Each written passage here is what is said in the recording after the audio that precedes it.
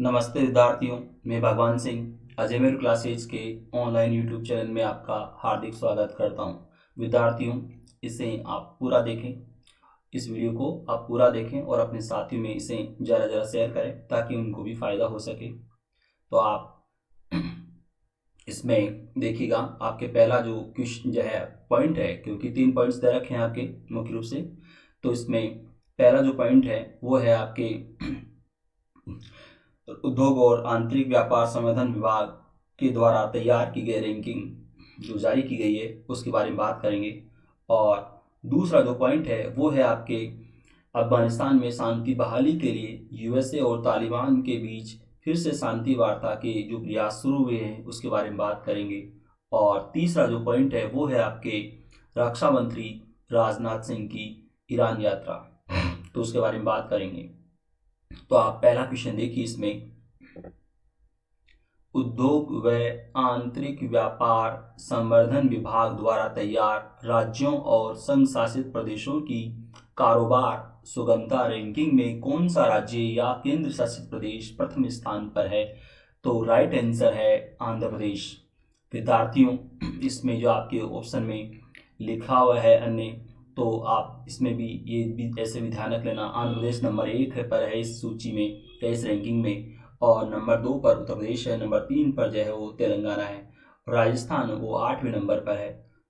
तो इसमें थोड़ा सा मैं आपको और जानकारी दे देता हूँ। वैसे ये फर्स्ट सेकंड थर्ड ये आपको याद रख लेना है क्योंकि क्वेश्चन महत्वपूर्ण है, और राजस्थान वो 8वें नंबर पर है। तो इसके बारे में थोड़ा मैं और जो है जानकारी दे देता हूँ क्योंकि क्वेश्चन ज़्यादा महत्वपूर्ण है आपके लिए। तो विद्यार्थियों, जैसा कि मैंने अभी आपको क्वेश्चन में बताया था और क्वेश्चन में लिखा भी है, तो उद्योग और आंतरिक व्यापार संवर्धन विभाग ने ये रैंकिंग तैयार की है और वित्त मंत्री निर्मला सीतारमण द्वारा जारी रिपोर्ट के अनुसार राज्यों व संघ शासित प्रदेशों की ये रैंकिंग कारोबार सुधार कार्रवाई योजना 2019 के क्रियान्वयन के आधार पर दी गई है। एक और बात इसमें आपको ध्यान रखनी है कि इस रैंकिंग में आंध्र प्रदेश लगातार तीसरी बार प्रथम स्थान पर रहा है और उत्तर प्रदेश रैंकिंग में दूसरे स्थान पर है। और जबकि अगर 2018 के कारोबार सुधार कार्रवाई योजना के क्रियान्वयन पर आधारित 2019 की अगर रैंकिंग देखें तो उस रैंकिंग में उत्तर प्रदेश 12वें स्थान पर था। यानी कि पिछले साल जो रैंकिंग जारी हुई उसमें उत्तर प्रदेश 12वें स्थान पर था और अब जो है ये रैंकिंग जो जारी हुई है तो इसमें नंबर 2 पर है उत्तर प्रदेश।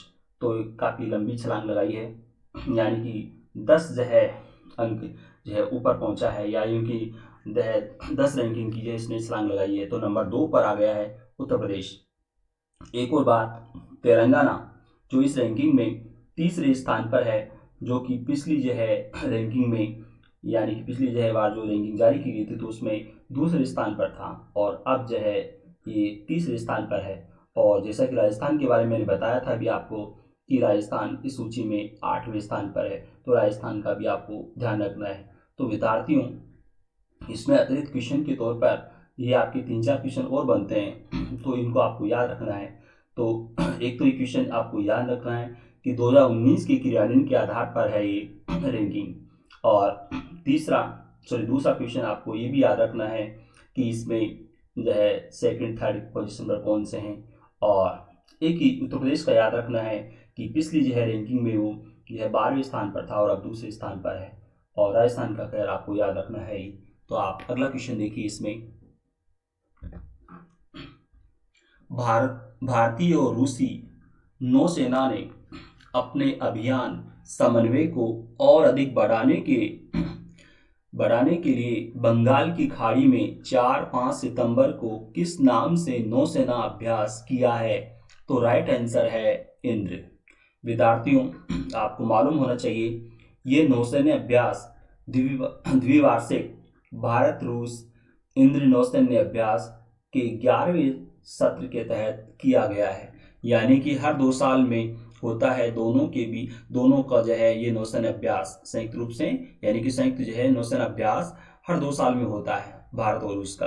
तो उसके ये 11वें सत्र के तहत किया गया है ये इंद्र है नाम से नौसेना अभ्यास। तो आपको ये भी क्वेश्चन याद रखना है। अगला क्वेश्चन देखिए आप, नीति आयोग के मुख्य कार्यपालक अधिकारी कौन है?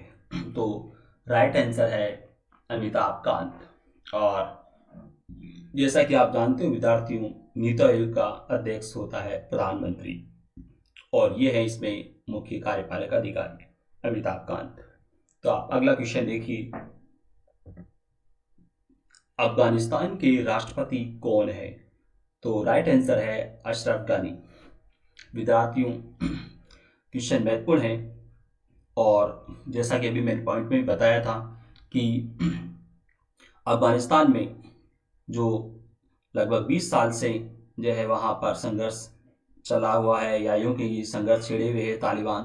तो अफगानिस्तान में शांति बहाली के एक बार फिर से प्रयास शुरू हो गए हैं। और जैसा कि मैंने पिछली वीडियो में जो आपको बताया था कि अफगानिस्तान में संयुक्त राष्ट्र संघ के महासचिव की विशेष प्रतिनिधि डेबोरा लेओस, उन्होंने कहा था कि अफगानिस्तान में शांति बहाली के लिए राजनीतिक कदम उठाने होंगे। तो अब अमेरिका के प्रयास फिर से शुरू हो गए हैं जिससे कि यहाँ अफगानिस्तान में शांति बहाली की जा सके।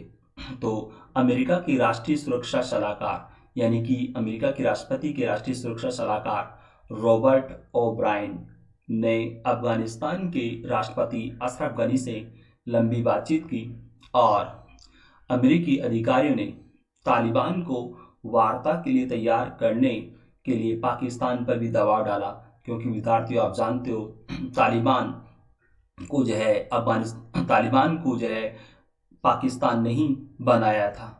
और ये तालिबान के जो लड़ाके हैं या यूँ की जो है जिनको कहें हम आतंकवादी, तो ये जो अफगानिस्तान के साथ पाकिस्तान की सीमा लगती है उत्तर पश्चिम सीमा प्रांत में, तो उस पहाड़ी इलाके में ही ये लोग रहते हैं और वहाँ से ही अफगानिस्तान में अपनी कार्रवाई को अंजाम देते हैं।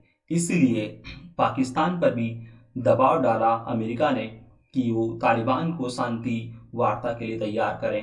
तो अब ये दबाव काम आया है, और तालिबान का एक प्रतिनिधिमंडल कतर की राजधानी दोहा में शांति वार्ता के लिए लौटा है। और फरवरी 2020 में दोहा में ही अमेरिका व तालिबान के बीच शांति समझौता हुआ था, जैसा कि मैंने आपको पिछले वीडियो में बताया था। तो अब यहाँ पर फिर से शांति वार्ता के प्रयास शुरू हो गए हैं, और जैसा कि मैंने बता दिया आपको कि तालिबान का एक प्रतिनिधिमंडल दोहा लौट आया है। तो अब यहाँ पर फिर से जो है शांति वार्ता शुरू होगी। तो विद्यार्थियों, क्वेश्चन महत्वपूर्ण है, इसलिए आप इसमें एक तो आपको याद रखना है ही अफगानिस्तान के राष्ट्रपति का नाम, दूसरा आपको जो है याद रखना है इसमें रॉबर्ट ओब्रायन जो मैंने अभी बताया अमेरिका के राष्ट्रीय सुरक्षा सलाहकार, और एक आपको याद रखना है कि तालिबान और अमेरिका के बीच जो शांति समझौता फरवरी 2020 में हुआ था तो दोहा में, और अब उस जो है शांति समझौते को लागू करने के लिए ही यहाँ पर जो है दोनों के बीच बैठक होने जा रही है। तो विद्यार्थियों, अगला क्वेश्चन देखिए आप, खेल मंत्रालय ने कितने एथलेटिक्स और सहयोगी स्टाफ के अनुबंध को बढ़ा दिया है? तो राइट आंसर है 9। विद्यार्थियों, आपको मालूम होना चाहिए कि खेल मंत्रालय ने 2024 ओलंपिक, विद्यार्थियों वैसे तो आपको मालूम है कि 2020 में जो ओलंपिक होना था तो कोरोना महामारी के कारण अब वो जो है 2021 में होगा ओलंपिक। तो 2021 में ओलंपिक होगा, उसके बाद अगला जो ओलंपिक है वो है 2024 में ओलंपिक होगा, ओलंपिक खेल। तो यहाँ पर मैं क्वेश्चन के बारे में बता रहा था कि खेल मंत्रालय ने 2024 के ओलंपिक और 2022 राष्ट्रमंडल खेल और एशियाई खेलों को ध्यान में रखते हुए 9 विदेशी एथलेटिक कोचों और सहयोगी स्टाफ के अनुबंध को बढ़ा दिया है। और विद्यार्थियों, एक बात और आपको ध्यान रखनी है कि 2022 के राष्ट्रमंडल खेल, ये भी आपको याद रखना है कि यानी कि राष्ट्रमंडल खेल कब होंगे, 2022 में होंगे। एक आपको याद है वो कि खेल मंत्री कौन है वर्तमान में, तो वह है किरण रिजिजू। तो ये भी आपको याद रखना है। तो आप अगला क्वेश्चन देखिए,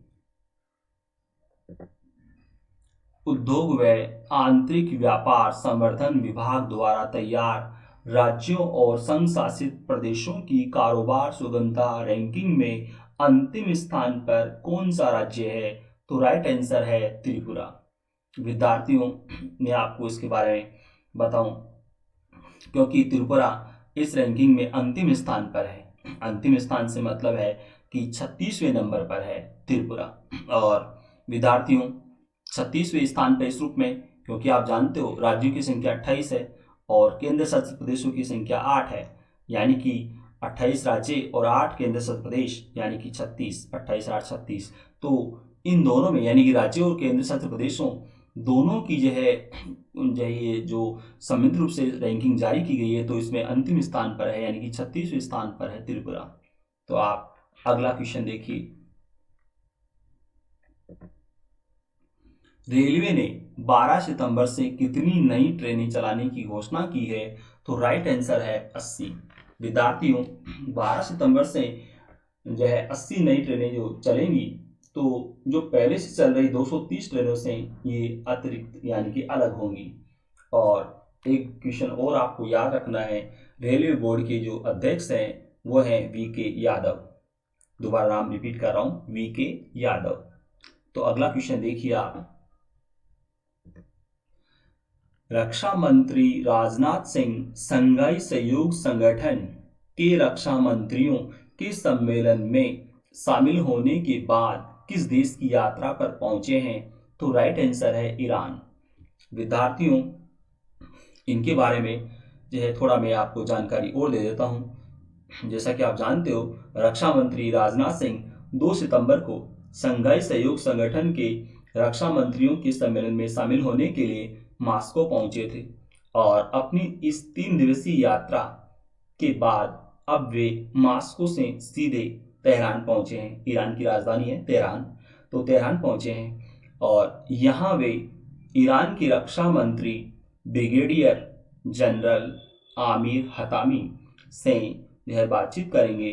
और जैसा कि विद्यार्थियों आपको मालूम होगा, ईरान पर अमेरिका ने आर्थिक प्रतिबंध लगाए थे जो वर्तमान में भी जारी हैं।